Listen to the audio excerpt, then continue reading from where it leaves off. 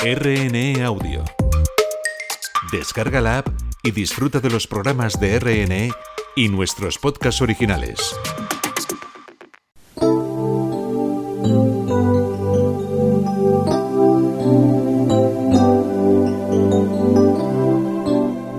La decisión de Liddell de saltarse la carrera por sus convicciones religiosas quedó inmortalizada en la película Carros de Fuego, que consiguió 4 estatuillas en los premios Oscar, incluida la de Mejor Banda Sonora compuesta por Vangelis. Hola amigos, les saluda Esteban Lozano, como siempre Beni Moreno está a mi lado. ¿Qué tal estás hoy? Bien. Aquí contenta de poder escuchar sobre esa película que tanto me gusta. Sí, tan conocida, ¿verdad? También les saluda desde el control Mercedes García y nuestro invitado hoy, al igual que las últimas 3 semanas, hoy cierra ese círculo, es Manuel Luna, pastor de la Iglesia Evangélica en Las Arenas, Bilbao. ¿Qué tal estás hoy, Manuel? Hola Esteban, hoy estoy mejor que ayer, gracias a Dios. Así que en esta madrugada esperamos poder compartir con vosotros este ratito. Pues el privilegio es nuestro haberte tenido a lo largo de este último mes. Si te parece, comenzamos ya. Bienvenidos todos a Historias de Fe, un programa de la Iglesia Evangélica. Eric Henry Liddell nació en Tianjin, China, el 16 de enero de 1902 como hijo de misioneros escoceses. Con 5 años fue enviado a un internado británico para recibir una buena educación académica, donde se reencontró con su hermano. Creció siendo buen estudiante, pero destacó en el deporte formando parte del equipo de rugby de su escuela y especialmente como velocista. Representó a su país junto al británico Harold Abrahams en las Olimpiadas de París en 1924. Ambos eran favoritos para la prueba de 100 metros lisos, pero la providencia quiso que la carrera se celebrara un domingo, algo que dio un giro en la participación de Liddell. Como cristiano profundamente comprometido con Dios, decide no participar por ser el Día del Señor. Cuentan que para Eric correr era otra forma de adorar a Dios. En una ocasión declaró lo siguiente: creo que Dios me hizo con un propósito, pero también me hizo rápido. Cuando corro, siento su placer. La decisión de Liddell de saltarse la carrera por sus convicciones religiosas quedó inmortalizada en la película Carros de Fuego, que consiguió 4 estatuillas en los premios Oscar, incluida la de Mejor Banda Sonora compuesta por Vangelis. Sin embargo, su negativa le llevó a prepararse meses antes para los 400 metros, consiguiendo el oro y batiendo el récord mundial. Además, ganó el bronce en la de 200 metros lisos. Liddell pasó de ser tratado como un traidor por la prensa británica a ser recibido como un héroe al volver a su país. Él y Harrison llegaron a Gran Bretaña con sus éxitos y una abrumadora adulación popular. Harrison ganó el oro de los 100 metros que Liddell no corrió y siguió vinculado al mundo del deporte, pero Eric sorprendió con el anuncio de su retirada para irse a China como misionero. Ante la posibilidad de quedarse para continuar con su carrera deportiva y la predicación del Evangelio en su tierra, respondió: me voy, porque creo que Dios me hizo para China. Un año después viajó en el ferrocarril transiberiano hasta su destino, donde formó una familia y sirvió intensamente al pueblo chino. Con la invasión japonesa avanzando en 1944, su mujer e hijas salen del país, pero él decide quedarse y viajar a la zona donde su hermano ejercía como médico para ayudarle, porque las manos eran pocas y las fuerzas del doctor menores aún. Finalmente, Eric fue detenido con otras 2.000 personas y llevado al campo de internamiento en la actual Weifang. Incluso allí organizó actividades para que los jóvenes se distrajeran: deporte, ajedrez, baile o construcción de maquetas. También aconsejó y dirigió estudios con la Biblia. Quienes le conocieron dicen que era el retrato de un misionero trabajando fielmente. Sus fuerzas mermaron por causa de un tumor cerebral inoperable. Después de 20 años en China, muere en febrero de 1945, semanas antes de la liberación del campo de internamiento. El gobierno chino levantó un monumento al escocés, hijo de China, en Weifang. Su biógrafo Hamilton lo califica como un homenaje comunista a un cristiano, un hombre al que China considera con orgullo su primer campeón olímpico.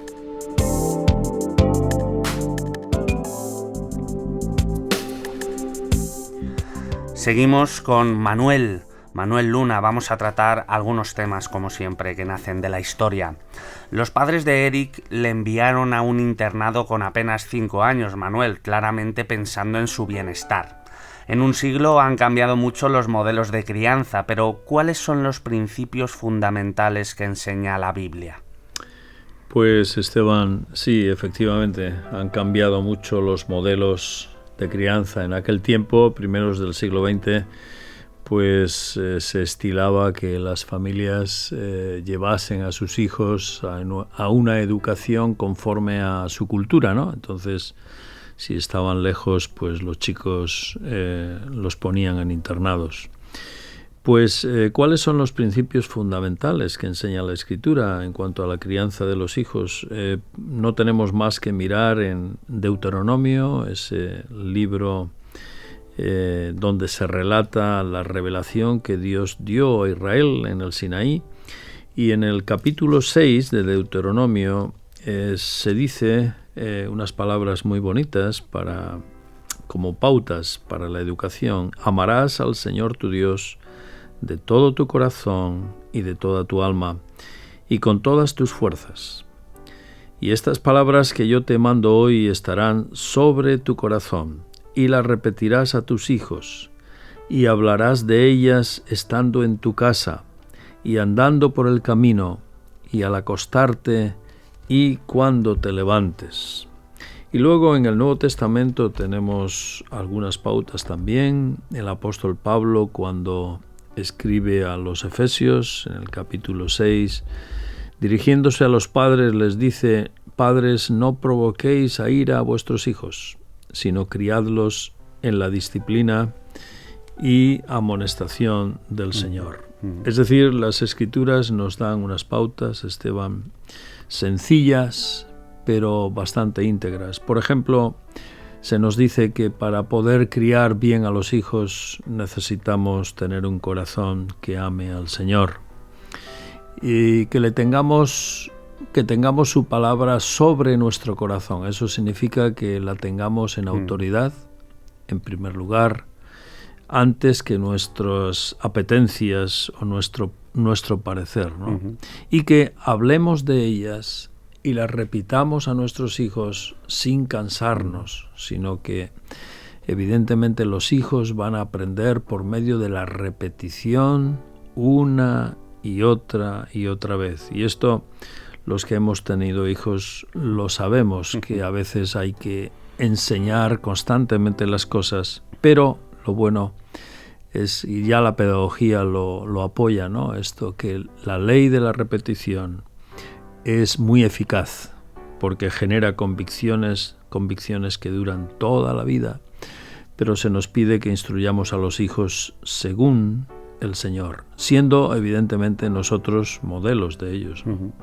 Y por otra parte, Eric destacó desde el principio por sus habilidades atléticas y gran velocidad. Sin embargo, correr era para él una forma más de adorar a Dios. Explícanos un poco más de esto. Bueno, este es un tema muy bonito, porque la Escritura dice que somos mayordomos, somos administradores de lo que hemos recibido, ¿no? En el lenguaje del campo se entiende muy bien cuando se habla de un usufructuario, es decir, algo que hemos recibido para usarlo y disfrutar del fruto, pero no somos los dueños de algo, ya sea de una tierra, de una casa, etcétera, ¿no? Es decir, la Escritura dice que somos usufructuarios, por tanto responsables de las capacidades o dones diversos que hemos recibido. Y por tanto, cualquier labor, cualquier trabajo que podemos hacer y hacerlo bien, la palabra de Dios nos dice que la hagamos con excelencia, porque eso refleja las capacidades que no son nuestras, sino que las hemos recibido. Y además la Escritura dice que cada responsabilidad, cada trabajo tiene la misma dignidad. Es decir, es igual de importante lo que hace el presidente de un país que lo que hace un carpintero. Es igual de importante.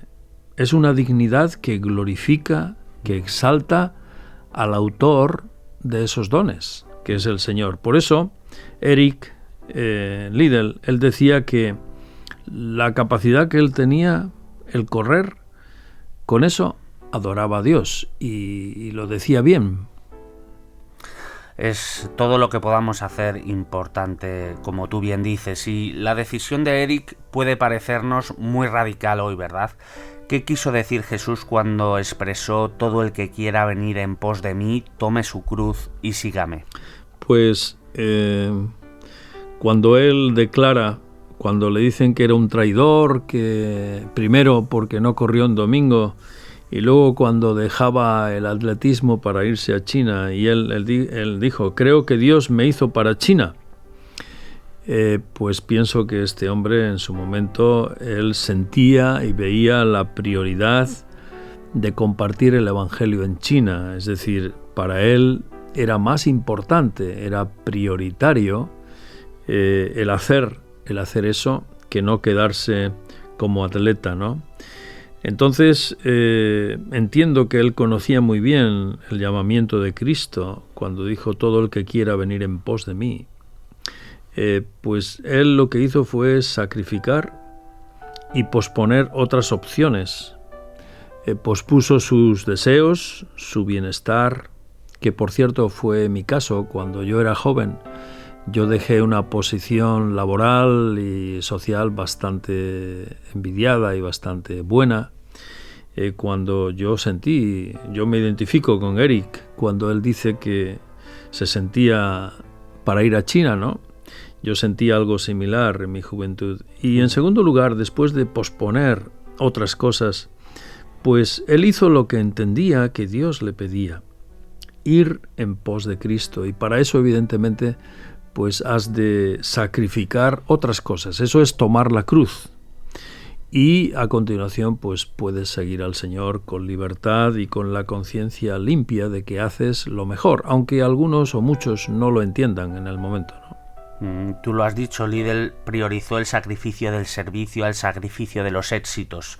Nos has comentado brevemente ya por qué crees que tomó una decisión así. No sé si quieres añadir o incidir algo más acerca de ello. Sí, yo creo que aquí hay dos cosas que se contraponen. Bueno, son distintas. Una es el éxito y otra es el servicio, ¿no? El éxito es algo que anhelamos todos, lo que se llama la fama, ¿no?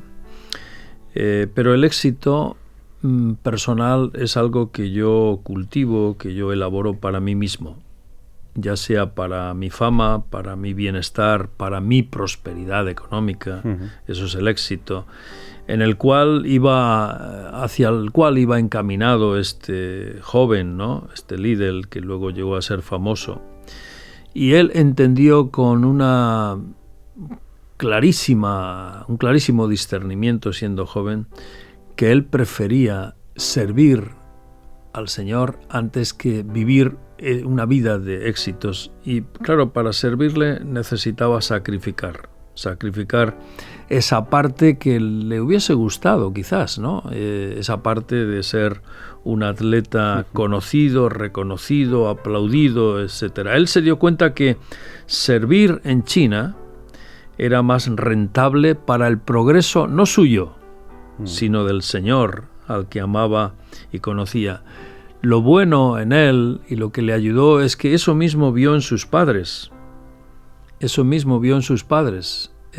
Una pareja escocesa que se trasladó a China, al Quinto Pino, en aquellos años, ¿no?, donde había que atravesar medio mundo y en condiciones muy difíciles para servir al Señor, para dar a conocer a Cristo. Y evidentemente que él lo entendió en su juventud y dejó a un lado lo que le agradaba, seguramente, lo que le gustaba más, ¿no? Y por último, la película Carros de Fuego nos presenta a un Eric mucho más idílico de lo que en realidad fue su vida. Su entrega al pueblo chino llegó hasta las últimas consecuencias. ¿En qué se asemeja muy brevemente su vida a la de Cristo?